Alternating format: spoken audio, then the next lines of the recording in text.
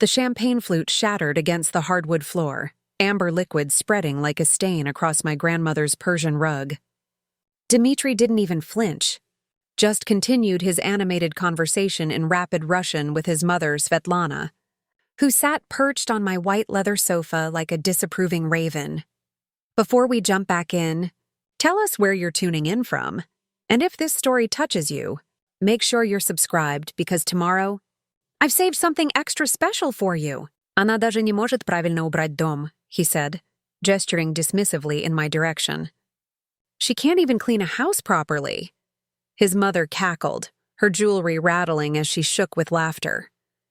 Ты должен был жениться на русской девушке, Дима. Эта американка бесполезна. You should have married a Russian girl. Dima. This American is useless. I bent down slowly, carefully picking up the larger shards of glass, my hands steady despite the rage building in my chest like a pressure cooker. 4 years. 4 years of this. And they had no idea that every word, every insult, every cruel joke had been absorbed, understood, catalogued in my mind with perfect clarity. My name is Caroline Mitchell, and I am fluent in 7 languages. Russian was my third, but Dmitri Volkov didn't know that. None of them did. When I met Dmitri at a medical conference in Boston, I'd been a promising resident in neurosurgery, working 100-hour weeks at Massachusetts General Hospital. He was the charismatic pharmaceutical rep with the dazzling smile and the slight accent that made every woman in the room lean closer. He pursued me relentlessly. Flowers to the hospital, surprise lunches, notes left on my windshield. In my exhausted, lonely state, his attention felt like sunshine breaking through storm clouds. Our courtship was a whirlwind. 3 months of romantic dinners and weekend getaways. He never mentioned his family much, just that they were traditional and lived in Brighton Beach, Brooklyn's Little Russia. When he proposed at the top of the Prudential Tower, overlooking the glittering Boston skyline, I said yes without hesitation. The warning signs started small. A comment here, a suggestion there. You don't need to work such long hours anymore, Malishka. My mother thinks doctors should focus on family once they marry. Wouldn't you be happier with a less stressful career? 6 months after our wedding, I made the biggest mistake of my life. I quit my residency. Dmitri convinced me it was temporary, just until we started a family. His pharmaceutical sales job paid well, he said. We could afford for me to take time off.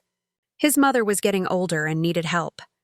The Russian community was tight-knit, and a working wife reflected poorly on a husband's ability to provide. I was stupid. Blinded by what I thought was love.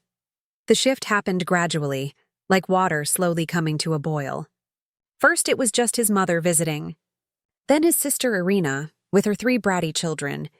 Then his brother Alexei and his wife Natasha. Soon, our modest 3-bedroom house in Medford became a revolving door for the entire Volkov clan. And with them came the Russian language, flowing constantly. A river I was never meant to navigate, except I could navigate it. Perfectly. I'd studied Russian literature at Yale before medical school, spending a semester abroad in St. Petersburg. I'd lived with a host family, attended lectures at the university, and spent my evenings in smoky cafes discussing Dostoevsky and Bulgakov with local students. By the time I returned to the States, I could read Pushkin in the original text and argue about Tolstoy's philosophy without missing a beat. But when I met Dmitri, something told me to keep that knowledge to myself. Call it intuition, call it caution. I'd mentioned my other languages casually, the French and Spanish and even some Mandarin, but when he asked if I spoke Russian, I said no. Just a gut feeling that turned out to be the smartest decision I ever made. Because the moment his family realized I was a real wife, safely married and seemingly ignorant of their language, the masks came off. She's gaining weight, Irina said now, looking me up and down as I finished cleaning the glass. American women have no discipline. I was 130 pounds. I ran 5 miles every morning. Dmitri tells me she can't cook, Svetlana added, lighting one of her perpetual cigarettes despite my repeated requests not to smoke in the house. What kind of wife can't cook? I'd made a standing rib roast last week that would have made Gordon Ramsay weep. Dmitri ate 3 servings and then told his mother I'd ordered takeout. She's barren, too. Apparently, Natasha chimed in from the doorway, her hand resting on her pregnant belly with practiced superiority. 4 years and no babies. Maybe she's defective. The medical terms flashed through my mind. We'd been to 3 fertility specialists, and every single test came back the same. Dmitri had severe oligospermia, a sperm count so low that natural conception was nearly impossible. But he refused to acknowledge it, refused treatment, and instead let his family believe the problem was mine. I dumped the glass shards into the trash and turned back to face them with the practiced expression of confused concern I'd perfected over the years. Is everything okay? You all seem upset. Dmitri waved his hand dismissively. Just family talk, Caroline. Nothing for you to worry about. He switched back to Russian, his voice taking on the sharp edge I'd come to recognize as contempt. Боже, она такая тупая. Смотрит на нас этими большими глазами, как потерянная собака. God, she's so stupid. Looking at us with those big eyes like a lost dog, his mother cackled again. Хорошо, что она не понимает. Можешь сказать ей что угодно. Good thing she doesn't understand. You can say anything to her. Watch this, Dmitri said in English, turning to me with a smile that didn't reach his eyes. Caroline, sweetheart, could you make us some tea? Mama's tired from her trip? Of course, I said softly, heading toward the kitchen. Behind me, I heard Irina's voice, thick with amusement. Она как служанка. Это жалко. She's like a servant. It's pathetic.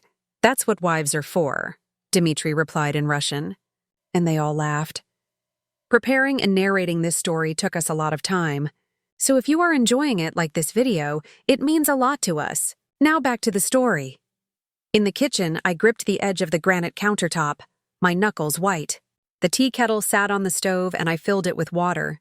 My movements automatic while my mind raced through 4 years of accumulated insults, lies and systematic humiliation.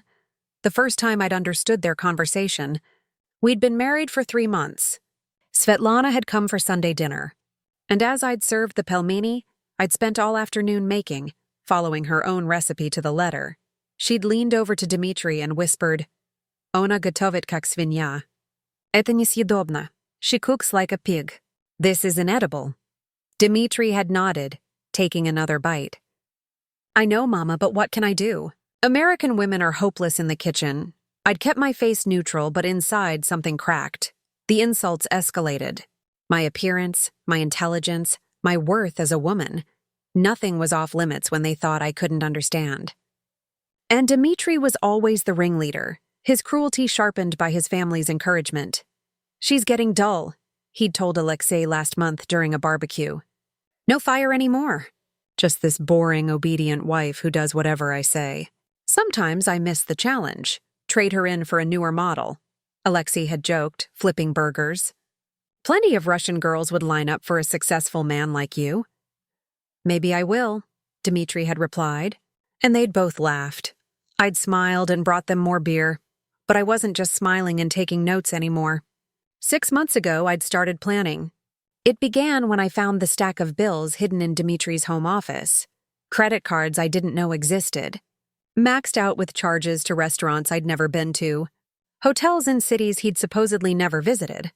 Jewelry purchases that never made it to me. I'd photographed everything. Then I'd hired a private investigator, a woman named Rebecca Chen who specialized in infidelity cases.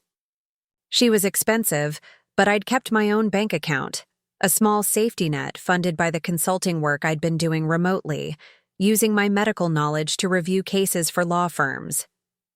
Dmitri thought I was wasting time on the computer. He had no idea I was making 6 figures a year and hiding every penny. Rebecca's reports confirmed what I'd suspected. The restaurants were dates with a rotating cast of women. The hotels were afternoon rendezvous. The jewelry was for a young pharmaceutical sales rep named Katya, ironically a Russian girl from his company. He'd been cheating consistently for at least 2 years, probably longer, but I'd waited. Bided my time, collected evidence, because I'd learned something important from watching my own mother's divorce. The wife who strikes first from a position of strength always wins. The tea kettle whistled. and I prepared a tray with Svetlana's favorite Russian tea, the expensive kind she'd made Dmitri buy at the specialty store in Brighton Beach. I arranged some cookies on a plate, the ones I'd baked yesterday while listening to them insult my baking through the baby monitor I'd hidden in the living room. Yes, baby monitors. I had 6 of them now, strategically placed throughout the house. Every conversation, every insult, every incriminating word, all recorded, all saved, all time-stamped. The cloud storage was in my name only, paid for through my secret account. I carried the tray back to the living room, my face a mask of domestic contentment. "Here you go," I said brightly, setting it on the coffee table. Svetlana didn't even look at me, just reached for the tea with her gnarled, jeweled fingers. «Дмитрий, ты должен найти настоящую женщину. Это даже не дает тебе детей. Dmitri, you need to find a real woman. This one can't even give you children." "I'm trying, Mama," Dmitri replied in Russian, his voice weary. "But divorce is expensive. I need to wait until the right moment." My heart stopped, but my face remained neutral. "What are you waiting for?" Alexei asked, reaching for a cookie without a thank you. "She has nothing. You have everything." "Not quite," Dmitri said, and something in his tone made me pause as I turned to leave. "There's still the house. It's in both our names. Stupid mistake on my part. I need to get her to sign a quitclaim deed first, transfer it fully to me. Then I can file. How will you do that?" Irina asked. Dmitri smiled, and it was the most predatory expression I'd ever seen on his face. "I've been convincing her she's depressed. Got her to see my friend Victor. He's a psychiatrist, very understanding. A few more months of the right medications, the right documentation, and I can make a case that she's not mentally competent to handle her own affairs. Then a power of attorney, a quick deed transfer, and done." The room spun. I gripped the back of the armchair to steady myself. "That's brilliant, brother," Alexei said, raising his tea in a toast. "Always thinking ahead. What about after?" Natasha asked. "Where will she go?" Dmitri shrugged. "Not my problem. Maybe back to her parents in Ohio. They're still alive, I think. She barely talks to them anymore. I've made sure of that. Isolated her nicely over the years, he had. Phone calls intercepted, visits discouraged, family events he insisted we skip. I'd thought he just wanted us to be close. Now I understood he'd been cutting my support system, strand by strand, like a spider wrapping up prey. "Dmitri, я так горжусь тобой," Svetlana said, patting his hand. "Dmitri, I'm so proud of you." I walked to the kitchen on autopilot, my mind reeling. The psychiatrist appointments I'd gone to, thinking Dmitri was trying to help with my sadness. Sadness he'd caused. The medications that made me foggy and compliant. The gentle suggestions that I sign paperwork to make things easier. It had all been orchestrated. A long game to leave me with nothing. My phone buzzed in my pocket. A text from Rebecca. "Urgent. Call me." I slipped out the back door into our small yard, my hands shaking as I dialed. "Caroline?" Rebecca's voice was tight with urgency. "I've been trying to reach you. You need to see what I found. What is it?" "Dimitri's not just cheating. He's been funneling money out of your accounts. Small amounts, regular transfers to an offshore account. I tracked it. He's moved about $85,000 of your consulting income over the past year. You said he didn't have access to that account?" My blood ran cold. "He shouldn't. It's in my name only." "He must have gotten your information somehow. Banking passwords maybe when you were on those medications. Caroline, there's more. The psychiatrist he sent you to? Viktor Petrov?" I did some digging. His medical license was suspended 3 years ago in New York for falsifying patient records. He's been practicing under the radar, cash only, helping people like Dmitri build cases for mental incompetency. The world tilted. Everything, the medications, the confusion, the feeling that I was losing my mind, it had all been manufactured. Dmitri hadn't been trying to help me. He'd been trying to destroy me. "Rebecca, I need everything you have. Every photo, every financial record, every piece of evidence, and I need it organized for a lawyer." "Already done. I'm emailing it now. Caroline, you need to move fast. If he gets you to sign that deed. He won't, I said, my voice hard with a certainty I hadn't felt in years. I'm done playing the victim. What are you going to do? I looked back at the house, seeing Dmitri's silhouette through the kitchen window, laughing with his family while they plotted my complete destruction. I'm going to remind them that I'm a neurosurgeon who gave up everything for a man who never deserved me. And then I'm going to take it all back. I hung up and walked back inside, my mind already racing through the next steps. I needed a lawyer, a ruthless one. I needed to secure my finances, change every password, and lock down every asset. I needed to stop taking the medications immediately, get my own psychiatric evaluation, and document everything Viktor Petrov had done. But most importantly, I needed to keep pretending. Just a little longer. In the living room, the conversation had shifted. Svetlana was talking about Alexei's upcoming promotion at his finance firm, some big deal that was about to close. Dmitri was on his phone, texting someone with a small smile. Katya probably, planning their next rendezvous while his wife served tea like a trained dog. Caroline, Irina called out. Natasha needs more hot water.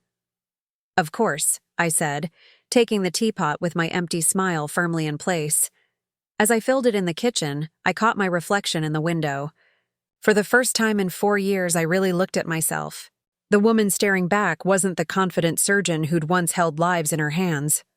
She was a ghost, hollowed out by systematic abuse disguised as love. But underneath that ghost, I could see something else stirring. Something that had been dormant, but never dead. My phone buzzed again. An email from Rebecca with a file labeled Volkov Complete Evidence Package. Another text. Also, you should know, Alexei's promotion is happening at Dmitri's brother's company. Your husband's been getting kickbacks for referring clients. More financial fraud, I smiled. A real smile this time, sharp and cold. The tea kettle whistled, and I poured the hot water carefully, watching the steam rise. In Russian literature, there's a saying from Pushkin, «Лучше горькая правда, чем сладкая ложь». Better a bitter truth than a sweet lie. They'd fed me sweet lies for 4 years, thinking I was too stupid, too American, too broken to understand. Now they were about to taste bitter truth. I carried the teapot back to the living room. Dmitri was off the phone now, discussing something with Alexei in rapid Russian. Something about a funeral. Wait, who died? Irina asked. You didn't hear? Alexei's face was somber. Uncle Mikhail, father's brother. Heart attack yesterday. The funeral is Friday in Brighton Beach. A heavy silence fell over the room. Even Svetlana's face crumpled. Mikhail, she whispered. My God, I knew Mikhail. He was the patriarch of the Volkov family, the one who'd emigrated first and brought everyone else over. I'd met him twice, and both times he'd looked at me with something approaching pity, as if he knew what his nephew had become but was powerless to stop it. The whole family will be there, Alexei continued. Father, all the cousins, everyone. It'll be the first time we're all together in years. Dmitri ran a hand through his hair. Mama, you'll stay with us until the funeral, yes? Svetlana nodded numbly, and for the first time, I felt a flicker of sympathy. Whatever else she was, she'd lost her brother-in-law, and grief was genuine on her face. But then she looked up at me, and the contempt returned. You'll come to the funeral, of course. Try to dress appropriately for once. Черное платье, ничего провокационного. Black dress, nothing provocative. Of course, I said quietly, understanding every word. The funeral would be in 5 days. 5 days where the entire Volkov family would be gathered. All the aunts and uncles and cousins who'd been fed stories about the useless American wife. 5 days where they would expect me to stand silently in the background, not understanding a word, while they mourned and remembered and spoke freely about everything. 5 days to prepare the perfect response. I excused myself and went upstairs to our bedroom, closing the door with a soft click. My laptop was hidden in a box in the closet, under winter sweaters Dmitri never touched. I pulled it out and opened Rebecca's email, my eyes scanning document after document of evidence. Bank transfers, hotel receipts, restaurant bills, Photographs of Dmitri with at least 6 different women. Text messages recovered from his cloud backup, explicit and damning. Financial records showing the offshore account. The kickbacks from Alexei's company, even evidence of tax fraud. And there, in a subfolder, medical records from Viktor Petrov's office, obtained through means Rebecca didn't specify. Prescriptions for medications I didn't need. Notes describing me as delusional, possibly paranoid, experiencing marital discord due to mental instability. All fake. All designed to build a case for incompetency. But Rebecca had also obtained something else. My real medical records from Massachusetts General, my transcripts from Yale, my residency evaluations that praised my exceptional cognitive abilities and diagnostic precision. Documentation that I'd been perfectly healthy, mentally and physically, until I'd married Dmitri Volkov. My phone rang. An unknown number. I answered carefully. Caroline Mitchell? This is Sandra Kwan from Kwan and Associates. Rebecca Chen referred you to me. She said you need a divorce attorney, and you need one who doesn't play nice. That's correct. I've reviewed the preliminary evidence she sent. Ms. Mitchell, I want you to listen carefully. What your husband has done constitutes not just infidelity and emotional abuse, but potential criminal fraud. The fake psychiatrist, the financial manipulation, the systematic isolation. This is textbook coercive control. And in Massachusetts, that changes everything. How? Massachusetts is an equitable distribution state, but judges have broad discretion when one spouse has engaged in economic misconduct or abusive behavior. With the evidence you have, we're not just talking about a fair split. We're talking about you walking away with the house, significant alimony, and possibly restitution for the stolen funds. He could also face criminal charges. My hands tightened on the phone. What do I need to do? First, stop taking any medications he's given you immediately. Tomorrow, I'll arrange for you to see a real psychiatrist for an evaluation, someone with impeccable credentials who can document your actual mental state. Second, I need you to gather any physical evidence you can, the medications themselves, paperwork, anything he's asked you to sign. Don't let him know you're suspicious. Can you do that? Yes. Good. Third, we need to secure your finances. Change every password tonight to everything. Banking, email, cloud storage, everything. Use a password manager and make them complicated. Do you have somewhere safe you can transfer your funds? I have an account he doesn't know about. Perfect. Move everything there tomorrow. Every penny from the accounts he has access to. He's already stolen $85,000. Let's not give him the chance to take more. What about the house? Don't sign anything. If he presents you with papers, tell him you want to read them carefully first. Stall. We'll file for divorce first. And we'll include a motion for emergency relief, restraining order, exclusive use of the marital home, freezing of all assets. With his fraud and your evidence, I can get that granted within days. There's a funeral Friday, I said. His family. They'll all be there. Sandra was quiet for a moment. Do you plan to attend? Yes. Caroline, that could be dangerous. If he suspects, he won't suspect anything, I said quietly. They never do. Another pause. Okay, but I want you to be careful. Men like Dmitri, when they realize they're losing control, they can become desperate, dangerous. I know, I said. But I'm done being afraid. After we hung up, I sat in the dim light of our bedroom, listening to the voices downstairs. They were louder now, the vodka flowing freely, the conversation bouncing between English and Russian as it always did when they drank. She's upstairs sulking, I heard Dmitri say. So sensitive. I barely said anything. You're too soft on her, Svetlana replied. My mother would have beaten that weakness out of me. Different times, Mama. Different times. I opened a new document on my laptop and began to write. Not notes, not evidence, a speech. In Russian, fluent, perfect Russian, the kind I used to use when debating philosophy with my St. Petersburg friends over cheap wine and cigarettes in basement apartments that smelled like books and revolution. I wrote about lies and truth, about masks and revelations, about the particular cruelty of being underestimated by people who should have loved you. I wrote about silence and its power. about the strength required to stay quiet when every instinct screams to fight back. And I wrote about endings, the kind that come like thunder after years of gathering storms. When I was done, I saved the file with a simple title, Friday. Downstairs, the party was winding down. I heard Alexei and Natasha saying goodbye, Irina gathering her children. Car doors slamming, engines starting. Finally, silence. Dmitri's footsteps on the stairs, heavy with alcohol. He pushed open the bedroom door without knocking, loosening his tie. "You okay?" he asked, the bare minimum of concern in his voice. "Just tired," I said, closing my laptop quickly. "Your family's very energetic," he laughed.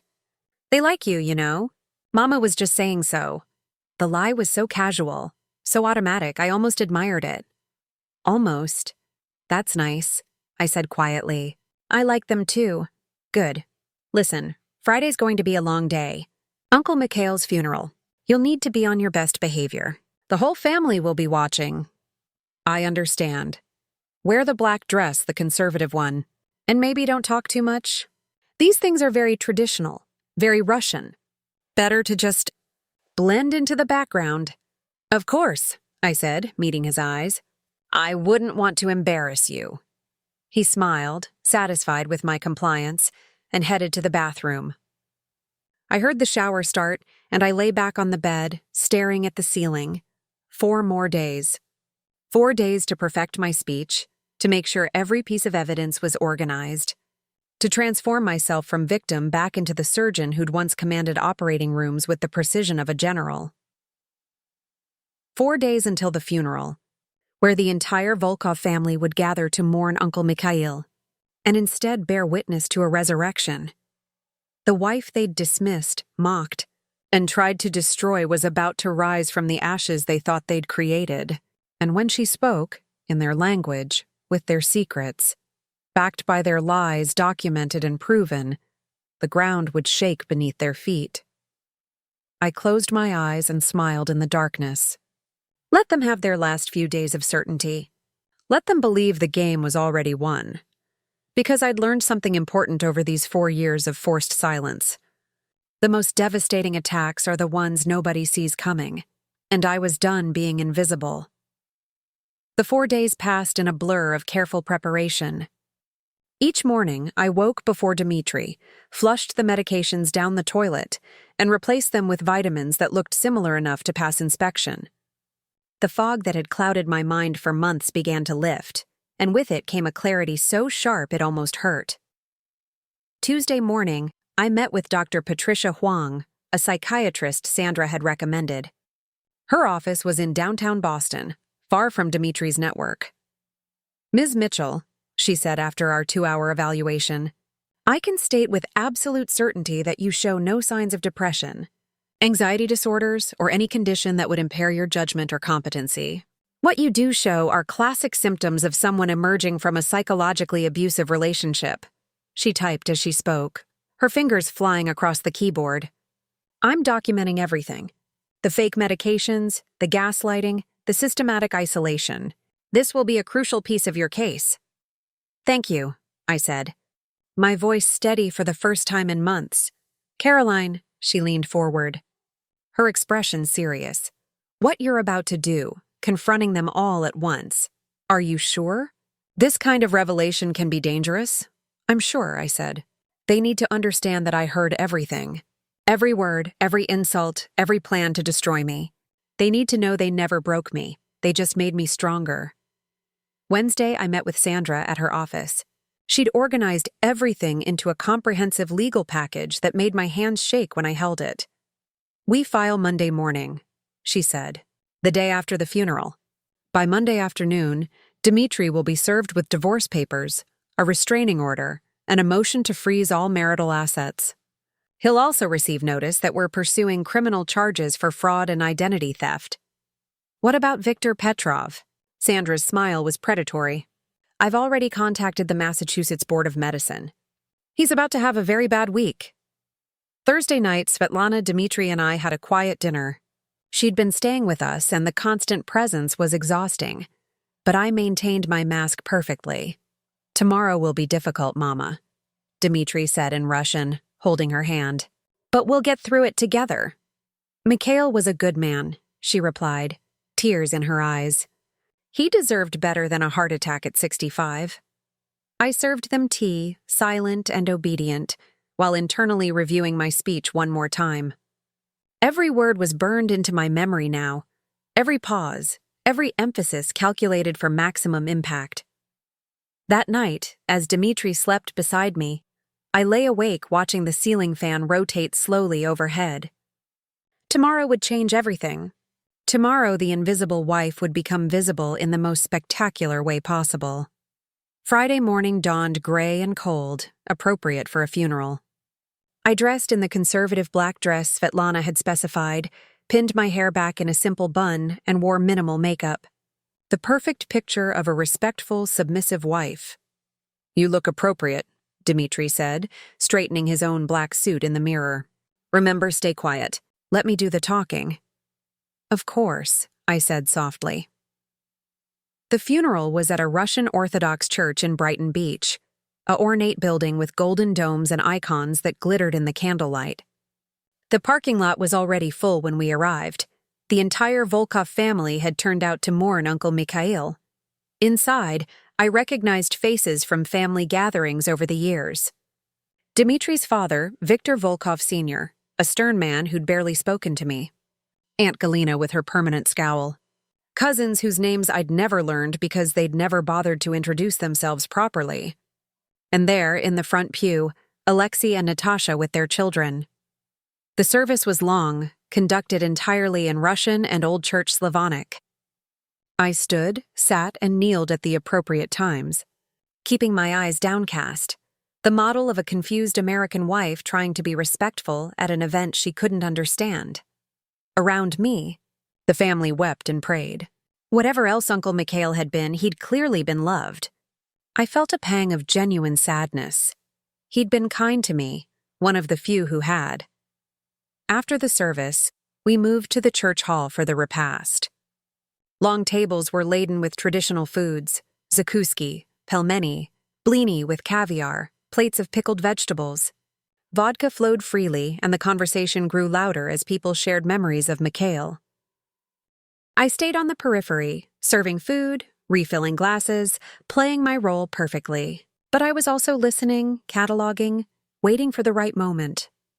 "Poor Caroline," I heard Aunt Galina say to Svetlana in Russian. "She looks lost."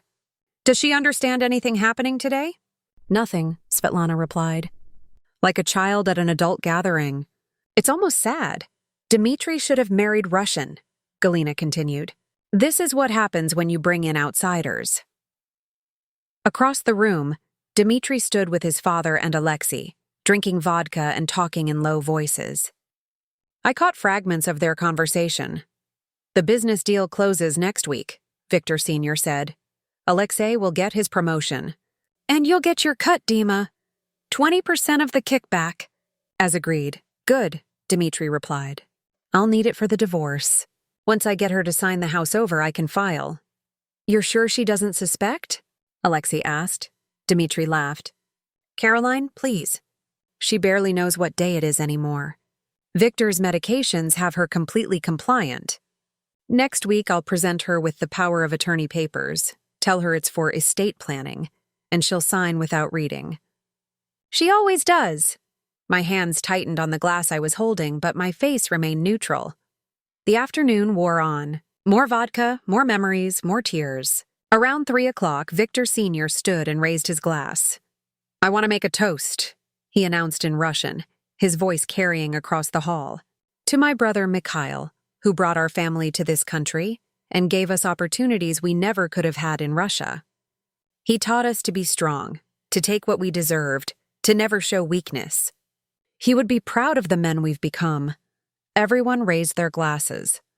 "To Mikhail." As the toast ended and people began to sit, I felt the moment settle over me like a mantle. This was it. The time had come. I walked to the front of the room, my heart pounding but my steps steady. Dmitri looked up, confused to see me moving toward the center of attention. "Caroline, what are you—" He started in English. I picked up a glass, tapped it gently with a fork, and the room gradually fell silent. All eyes turned to me, the quiet American wife who never spoke, who never understood, who existed only in the background of their gatherings. When I spoke, it was in perfect Russian, my accent flawless, my pronunciation that of a native speaker.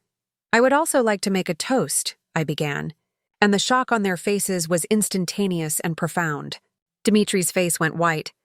Svetlana's mouth fell open. Across the room, I saw Alexei nearly drop his glass. I continued, my voice clear and strong. "To honesty, to truth, and to the words people say when they think no one is listening." The silence was absolute. You could have heard a pin drop.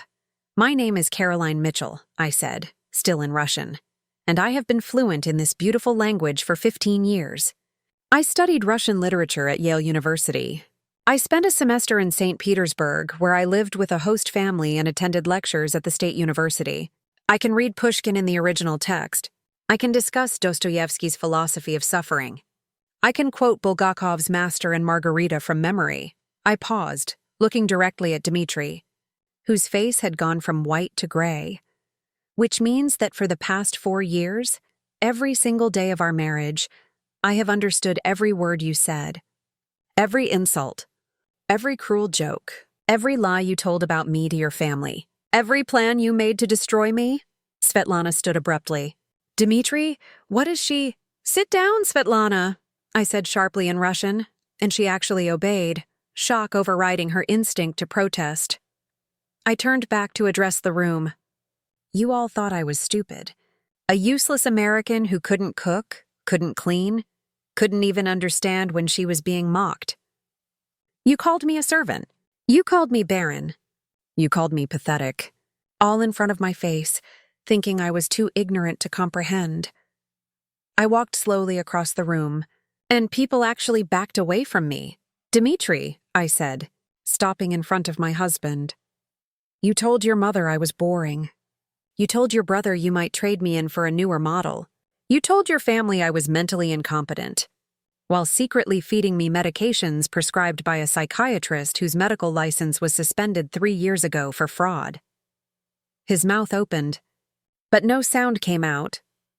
"You thought you were so clever," I continued, my voice dropping to something cold and sharp. "The fake psychiatrist. The medications that made me foggy and compliant. The slow drain of my bank accounts. $85,000 stolen over the course of a year. The plan to get me declared incompetent so you could steal my house, the house I bought with my money before I ever met you." I turned to face the entire room. But here's what Dmitri didn't know. I'm not a failed applicant to Reynolds Technologies. I'm not some struggling freelancer barely making ends meet. I am a neurosurgeon. I completed my residency at Massachusetts General Hospital, one of the top surgical programs in the country. I gave up my career because Dmitri convinced me it was temporary, that we would start a family, that a good wife should focus on home. The shock was rippling through the crowd now. I saw Irina's face crumple with realization. Aunt Galina had her hand over her mouth. "But I never stopped working," I said.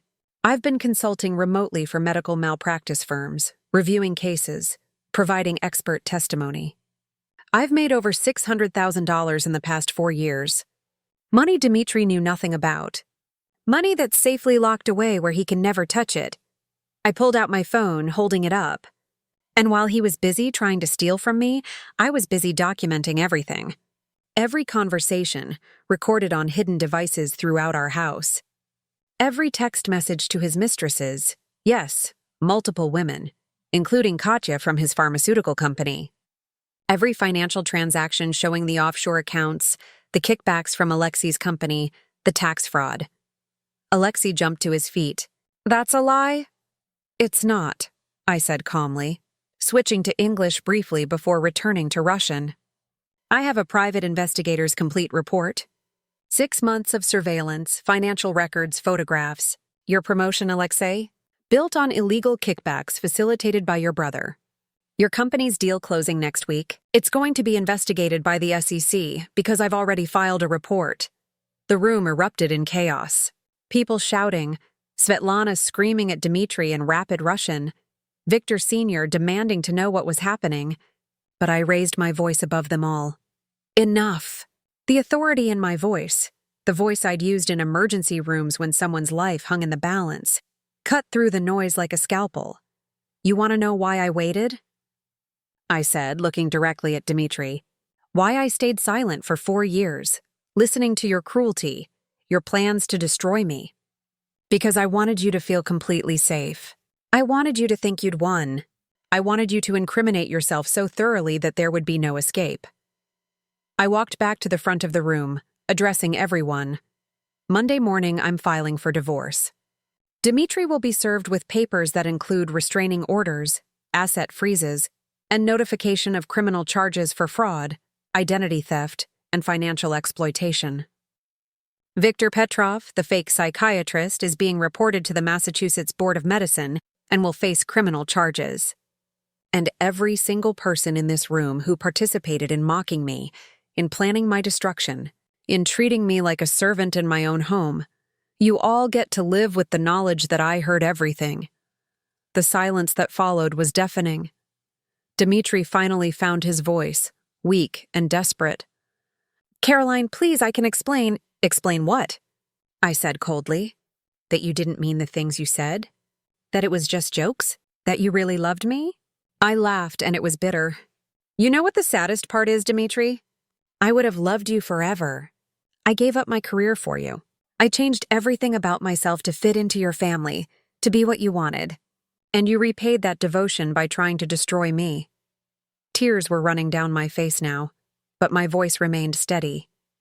You thought I was weak because I was kind. You thought I was stupid because I was patient. You mistook my love for vulnerability, my silence for ignorance. That was your mistake. I set down my glass and pulled out an envelope from my purse, placing it on the table. That contains copies of the most relevant evidence. Financial fraud, the fake medical records, text messages to your mistresses. Consider it a preview of what's coming.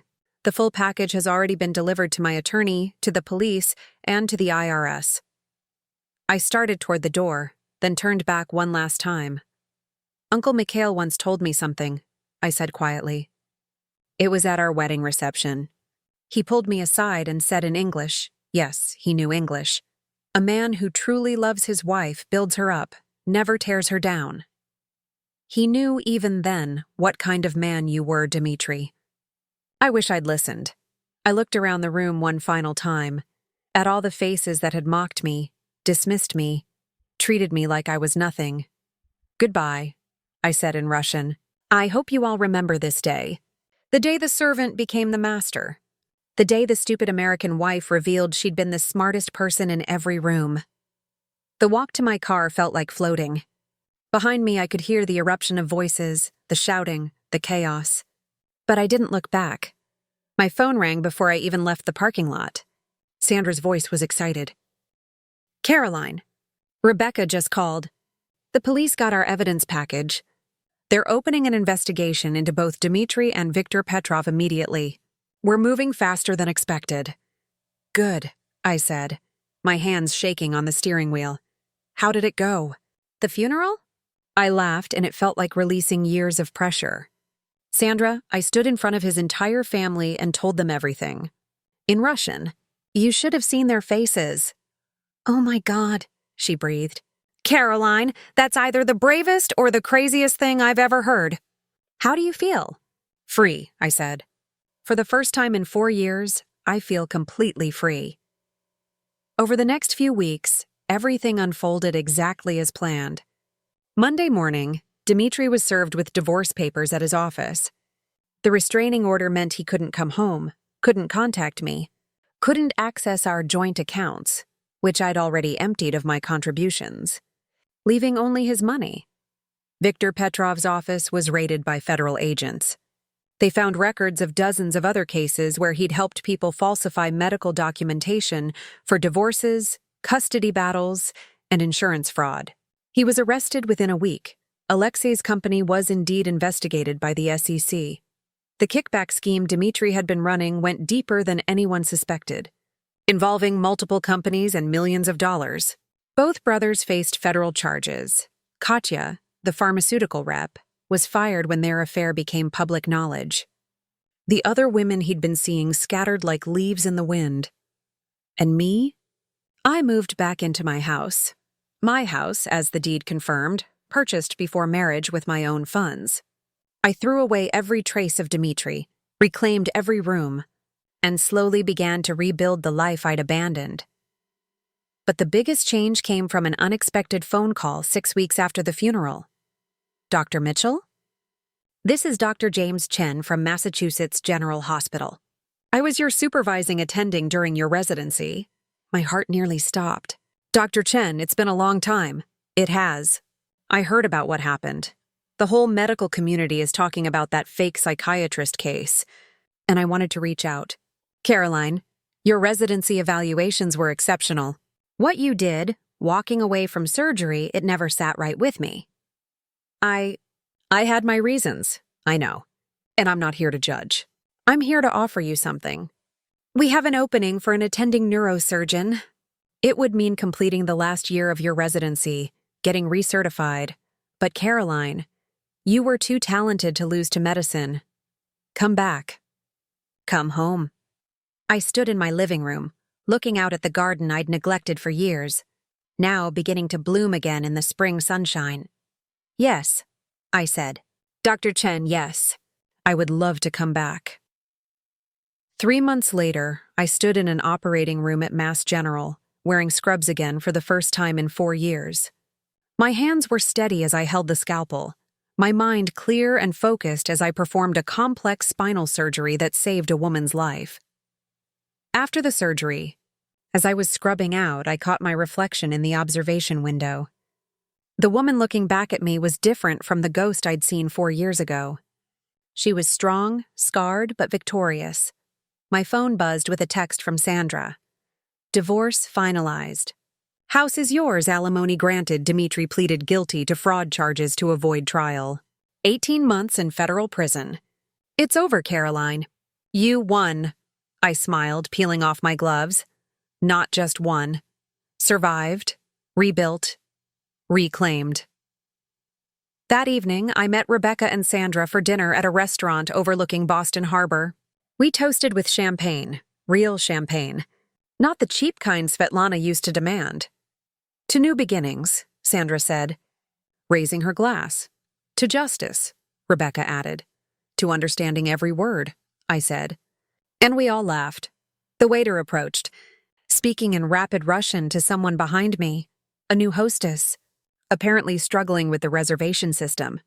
Without thinking, I turned and responded in Russian, helping translate the problem.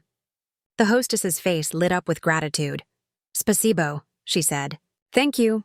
Пожалуйста, I replied. You're welcome. Rebecca and Sandra stared at me. You know, Sandra said slowly, I don't think I'll ever get tired of seeing you do that. Do what? Surprise people. Reveal that you're so much more than they assumed. I smiled. Thinking of Dmitri in his federal prison cell, of Svetlana's shocked face at the funeral, of all the years I'd spent being underestimated and dismissed. It's not about surprising them, I said quietly. It's about surviving until you're strong enough to stop hiding. Until you remember who you always were, underneath what they tried to make you. 2 years later, I stood in the same church in Brighton Beach, but this time, it was for a wedding. A cousin of Dmitri's who'd reached out to me through social media, apologizing for her family's treatment of me. I never knew what they were doing, Marina had written. I lived in California, only visited occasionally. When I heard what happened at Uncle Mikhail's funeral, I was horrified. You deserved so much better. We'd become friends, and she'd insisted I attend her wedding. Show them you're not afraid, she'd said. Show them you won. So I went, wearing a beautiful blue dress, my hair done professionally, confidence radiating from every pore. The Volkov family was there, of course. Svetlana, aged and diminished, refused to look at me. Irina and Natasha whispered behind their hands but kept their distance. Alexei was absent, still serving his own prison sentence, but others approached me tentatively. Aunt Galina, of all people, came up during the reception. Dr. Mitchell, she said in careful English. I wanted to... I am sorry for how we treated you. I looked at her for a long moment. The apology was awkward, incomplete, probably motivated more by social pressure than genuine remorse. But it was something. Thank you, Galina, I said, in English. I had nothing more to prove. As the evening wound down, I found myself standing outside the church, looking up at the golden domes glinting in the sunset. Beautiful, isn't it? A voice said beside me in Russian. I turned to find an elderly man I didn't recognize. Though his features were familiar, the same sharp cheekbones as Dmitri, the same dark eyes. You must be Caroline, he said, switching to accented English. I am Viktor Volkov Sr.'s brother, Konstantin. I lived in Moscow until recently, came for Marina's wedding. It's nice to meet you, I said carefully. He studied me with shrewd eyes. I heard what happened at Mikhail's funeral. The whole family speaks of it still. Some with anger, some with shame, but all with a certain respect. Respect? You reminded us of something we'd forgotten, Konstantin said. That silence is not weakness. That patience is not stupidity. That a woman who can speak 7 languages and save lives with her hands is not someone to be underestimated. He paused. My nephew was a fool. I didn't disagree. But you, he continued, you are what my generation would call nastoящая женщина. A real woman. Strong, smart, resilient. My brother's family could learn much from you. He extended his hand, and I shook it. Live well, Dr. Mitchell, he said. That is the best revenge of all. As I drove home that night, through the streets of Boston toward my house, my home, my sanctuary, I thought about Konstantin's words. Live well. The best revenge, he was right. Every surgery I performed, every life I saved, every morning I woke up free and whole and unburdened, that was my revenge. Not the legal victories, not the prison sentences, not even the spectacular revelation at the funeral. My revenge was being happy. Being myself. Being the woman I'd always been, before someone tried to convince me I was less. I pulled into my driveway and sat for a moment, looking at my house with its lights glowing warm in the windows. Tomorrow I had a complex surgery scheduled, a 12-year-old boy with a spinal tumor. His parents had requested me specifically. Dr. Mitchell saved my daughter's life, the mother had said. We trust her completely. Trust, respect, recognition for my skills and my worth. That was the ending to my story. Not with fire and fury, though the funeral had certainly provided that, but with quiet triumph. The triumph of reclaiming a life, a career, a sense of self that someone had tried to steal. I thought of Dmitri sometimes, in his prison cell, facing the consequences of his cruelty. I thought of Svetlana, forced to confront that the stupid American had outsmarted her entire family. I thought of all of them, living with the knowledge that I'd heard everything, understood everything, and had been 10 steps ahead the entire time, but mostly, I didn't think of them at all, because I was too busy living. Brilliantly, successfully, authentically, and in the end, that was the greatest revenge of all. As I walked into my house, I heard my phone buzz. A text from Dr. Chen. Surgery scheduled for tomorrow at 7 a.m. The boy and his family are lucky to have you, Caroline. See you in the OR. I smiled, set down my keys, and began preparing for the next day. Another life to save. Another chance to do what I was always meant to do. The silence I'd maintained for 4 years had been worth it. Every insult endured, every humiliation swallowed, every moment of pretending I didn't understand, all of it had led to this, to freedom, to truth, to standing in an operating room with steady hands and a clear mind, to being, finally and completely, myself. The girl who'd studied Pushkin in St. Petersburg, the surgeon who'd commanded operating rooms, the woman who'd loved unwisely but learned completely, the key, survivor who'd turned silence into the most powerful weapon of all,